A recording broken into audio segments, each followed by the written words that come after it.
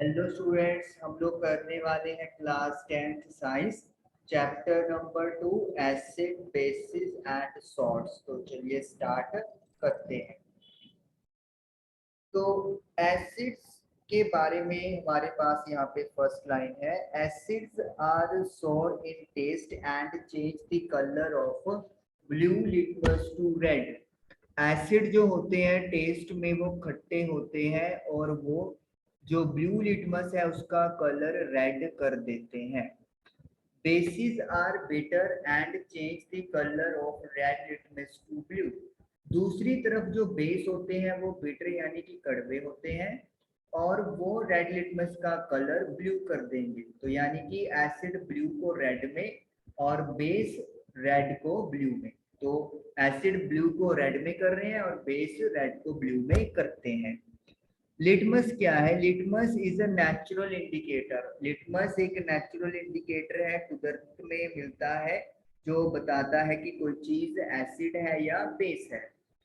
Turmeric is another such indicator. Turmeric भी एक natural indicator की कैटेगरी में आता है। तो यानी कि अगर नेचुरल इंडिकेटर्स की एग्जांपल पूछी जाए तो लिटमस और टर्मरिक आप दे सकते हो।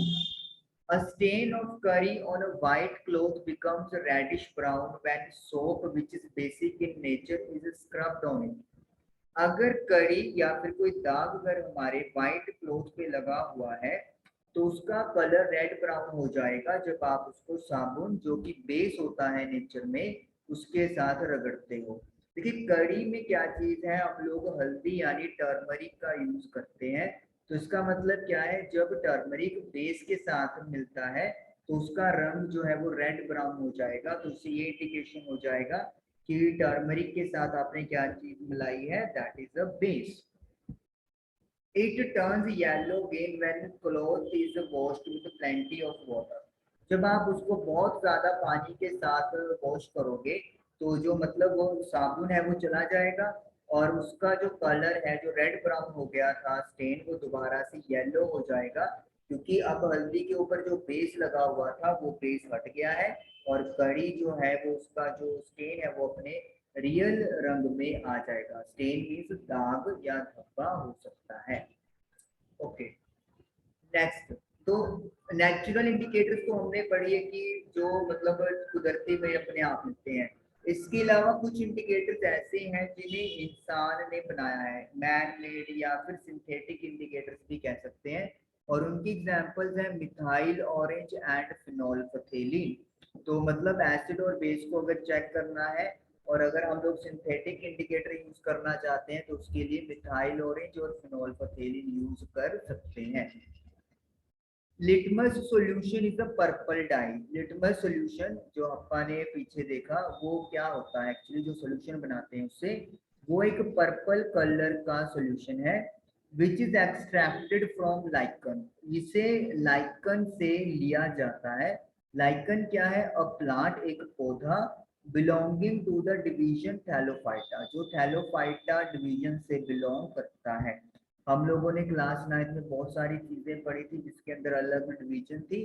तो उसमें एक डिवीजन था थैलोफाइटा और उसके अंदर आता है lichen. When litmus solution is neither acidic nor basic, its color is purple. जब लिटमस सॉल्यूशन ना तो एसिडिक है और ना ही बेसिक है तो उसका जो रंग है वो पर्पल होता है। तो यानी कि नेचुरल लिटमस सॉल्यूशन का जो कलर है वो पर्पल मिलेगा और वो ना एसिड है ना बेस है, वी कैन से न्यूट्रल है। There are many other natural materials like red cabbage leaves, turmeric, colored petals of some flowers such as hydrangea, petunia, and geranium, which indicate the presence of acid or base in a solution. तो natural material बहुत सारे हैं जो कि indicator का काम कर सकते हैं, मतलब ये बताते हैं कि एसिड है या बेस है। और उसमें रेड कैबेज के लीव्स हो गए, टर्मरिक आप पढ़ ही चुके हो, हल्दी, कलर पेटल्स कुछ फ्लावर्स की जैसे हाइड्रेंजिया, पेटोनिया और जेरानियम हो गए। तो ये सारे आप एज अ नेचुरल इंडिकेटर से याद कर सकते हो, ठीक है। These are called acid base indicators, इनको मैं एसिड बेस इंडिकेटर्स कहता हूँ। और समटाइम्स सिंपली इंडिकेटर्स, और कई बार सिंपली इंडिकेटर्स भी कहा जा सकता है। तो मतलब एसिड बेस इंडिकेटर्स भी आप बोल सकते हो या फिर सिंपल में इंडिकेटर बोलते हैं। चलिए नेक्स्ट हमारे पास एक क्वेश्चन आ रहा है इन टेक्स्ट, तो वो हम लोग करते हैं। क्वेश्चन है you have been provided 3 test tube, अपने पास 3 टेस्ट ट्यूब है, let me say T1 T2 and T3। One of them contain distil water, इनमें से एक में डिस्टिल वाटर है, ये सपोज कर लेते हैं अपने पास डिस्टिल वाटर है। Other two contain an acidic solution and basic solution, और सेकंड में है एसिड और थर्ड में है बेस। मतलब दिया नहीं हुआ ये, चलो छोड़ो ये भी नहीं बनाते डॉट, हम लोगों को जो पता ही नहीं है हम लोग क्या करते हैं यहाँ पर 3 डॉट बना लेते हैं। एक रिप्रेजेंट कर रहा है एसिड को, एक बेस को और एक वाटर को, लेकिन मुझे नहीं पता कि कौन सा किसको रिप्रेजेंट कर रहा है। If you are given only red litmus paper, तो हमें दिया हुआ है रेड लिटमस पेपर।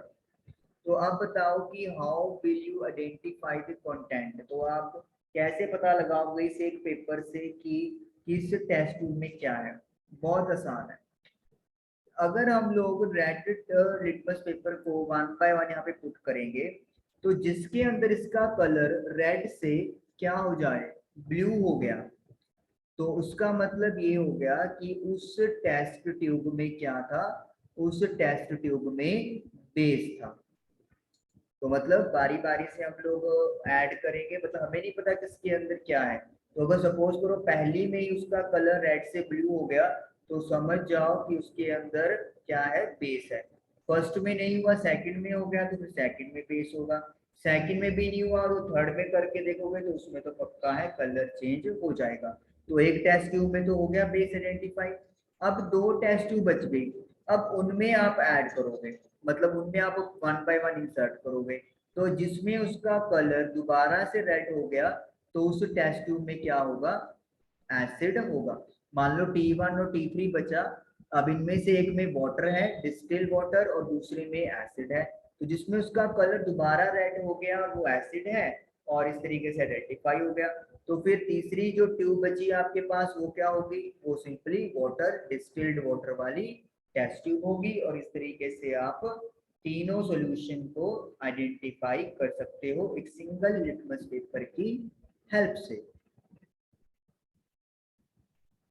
ओके, उसके बाद हमारे पास कुछ और सॉल्यूशंस दिए हुए हैं। ये आपके पास नेचुरल इंडिकेटर्स हैं और ये आपके पास सिंथेटिक इंडिकेटर्स हैं कि एसिड और बेस में उनका रिएक्ट कैसे होता है। कलर चेंज करने वाले हैं सभी, मतलब सभी रंग बदल के बताएंगे कि किसमें क्या था। अगर आप रेड लिटमस के अंदर एसिड डालोगे तो उसका कलर में कोई चेंज नहीं आएगा, रेड का रेड ही रहेगा। लेकिन अगर आप ब्लू लिटमस वाले में एसिड डालोगे तो उसका कलर रेड हो जाएगा। ये आपका पहली पहली बात ये पड़ी थी कि एसिड ब्लू सॉल्यूशन को रेड में कन्वर्ट कर देगा। अगर मैं बात करूं एसिड का मिथाइल ऑरेंज में, तो उसका कलर रेड हो जाएगा। यानी कि मिथाइल ऑरेंज जो स्टार्टिंग में ऑरेंज कलर का होगा, जैसे ही आप उसको एसिड के अंदर डाल दोगे तो वो रेड कलर में कन्वर्ट हो जाएगा। और फिनॉल फथेलिन ये इकट्ठा है, मैं इसको दोबारा लिख देता हूँ, फिनॉल फथेलिन। तो अगर हम लोग एसिड को फिनॉल फथेलिन में डालेंगे तो फिनॉल फथेलिन जो है वो कलरलेस, यानी कि जस्ट लाइक वाटर ट्रांसपेरेंट हो जाएगा, जिससे इंडिकेशन हो जाएगा कि जो चीज अपन ने ऐड की वो एसिड था। अगर बेस आप पुट करते हैं तो बेस रेड लिटमस सॉल्यूशन को ब्लू कन्वर्ट कर देगा, लेकिन ब्लू लिटमस को कोई इफेक्ट नहीं कर पाएगा, ब्लू वाला ब्लू ही रहेगा। बेस मिथाइल ऑरेंज के साथ जब रिएक्ट करेगा तो उसका कलर वो रेड येलो करने वाला है, और फिनॉल फथेलिन में वो कलर उसको पिंक प्रोवाइड कर देगा। तो इसका मतलब है ये इंडिकेटर्स जितने भी अपन ने डिस्कस किए 4, ये सभी कलर चेंज करके हमें बताते हैं कि कोई सॉल्यूशन आपके पास एसिडिक है या फिर बेसिक है, और रंग की जो चेंजिंग है वो आपके सामने दी गई है। ओके, नेक्स्ट करते हैं अब अल्फैक्टरी इंडिकेटर्स। अब अल्फैक्टरी इंडिकेटर्स क्या होते हैं? There are some substances whose order changes in acidic or basic media. These are called olfactory indicators. देखिए अभी तक जो हमने इंडिकेटर्स की बात की वो कलर चेंज करके बता रहे थे कि एसिड है या बेस है। अब ये वाले कौन से सब्सटेंस है? ये वो सब्सटेंस है जिनकी ऑर्डर ऑर्डर मतलब स्मेल चेंज होती है एसिड या बेसिक मीडिया के अंदर। तो स्मेल चेंज करके बताएंगे कि कोई चीज आपके पास एसिड है या बेस है। एग्जांपल देखिए, वेनिला, अनियन, क्लोव ऑयल यानी कि लौंग का तेल, क्लोव एक्सेट्रा या क्लोव ऑयल भी लिख सकते हैं आपका। तो ये सभी अल्फैक्टरी इंडिकेटर्स हैं। आपको पता है वेनिला की भी एक अलग स्पेसिफिक खुशबू है, अनियन प्याज आप फैमिलियर ही हो, लौंग से भी खुशबू आती है। तो ये सभी जब आप एसिड के अंदर डालेंगे तो मतलब एसिड के इनके अंदर लगा दो वन बाय वन, तो जो स्मेल है इस पे कोई फर्क नहीं पड़ेगा। प्याज की स्मेल है तो आती रहेगी, लौंग की खुशबू है वो आती रहेगी, मतलब एसिड में इनकी स्मेल में कोई असर नहीं होता, नो चेंज। लेकिन जब आप इनके अंदर बेस पुट करोगे तो जो इनकी स्मेल है वो लॉस्ट खत्म हो जाएगी। यानी कि प्याज में आप बेस डाल दो तो प्याज की स्मेल आनी बंद हो जाएगी। लौंग में आप अगर बेस डाल दोगे तो लौंग की खुशबू आनी बंद हो जाएगी।